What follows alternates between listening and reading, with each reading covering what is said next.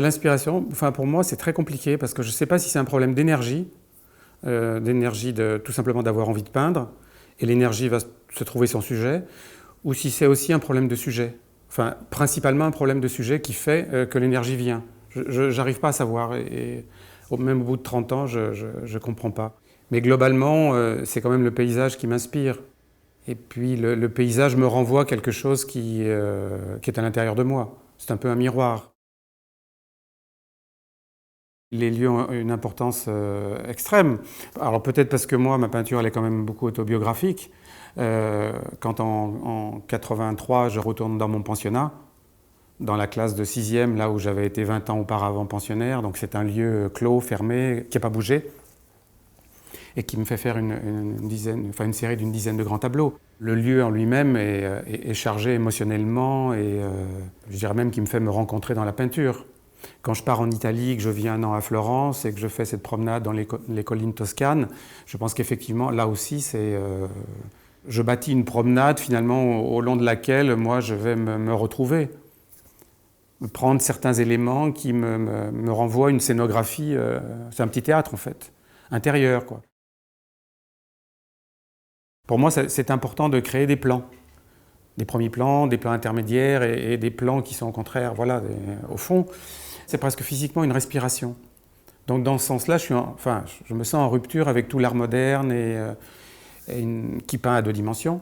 Peindre, c'est chercher l'espace et la lumière. Et qu'à la limite, le sujet est peut-être un prétexte pour peindre ça, pour peindre cet espace. Je pense que le problème de la profondeur, il a toujours été là. Disons qu'au départ, je le traitais par grands aplats, assez silencieux. Alors que maintenant, il y a la dimension expressionniste que j'ai en moi, c'est-à-dire le coup de pinceau plus visible, certainement un rapport à la matière plus présent. Bon, ça se fait jour, mais ce besoin de creuser l'espace par le mélange des couleurs, disons que ça, c'est depuis le début. Mais ça veut dire que vraiment, quand je peins une partie de moi qui est dans mon sujet, et l'autre partie qui est complètement habitée par un jeu de couleurs pures.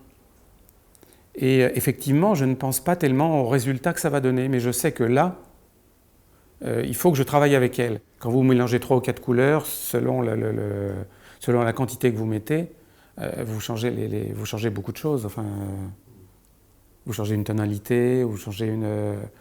Mais parfois, j'essaye de faire comprendre aux gens qu'on peut obtenir à l'œil 2 couleurs qui sont quasiment semblables, on verra quasiment pas la différence, mais dans le tableau, il y en a une qui va fonctionner, qui va faire que le tableau fonctionne, et l'autre pas. Alors bon, des fois on me dit que voilà, je suis mytho, mais non, c'est que les couleurs qui sont dans les mélanges, même si on ne les voit pas, elles continuent à agir et à opérer. J'ai quand même remarqué que j'utilise beaucoup moins le noir, à part pour des esquisses, mais que je fais des noirs qui sont directement des noirs colorés. C'est-à-dire que je prends, je sais pas, un vert émeraude et un magenta ou un bleu phthalo et puis un brun, et ça donne des noirs. On est directement dans des rapports chromatiques. C'est un petit peu différent dans la manière de conduire la peinture. Elle est construite à la fois un peu chronologiquement, dans la mesure où on commence par le début et puis on finit par les dernières années, mais aussi d'une manière thématique. Et puis, comme il y a une chose qui pour moi est importante, c'est la variation. C'est-à-dire qu'il y a des thèmes que je reprends, qui ne me quittent pas, peut-être parce qu'ils sont importants pour moi. Il y a des confrontations. Donc il y a des confrontations de thématiques semblables à des époques différentes. Donc voilà, il y a un peu ces 3 aspects qui sont présents dans l'exposition.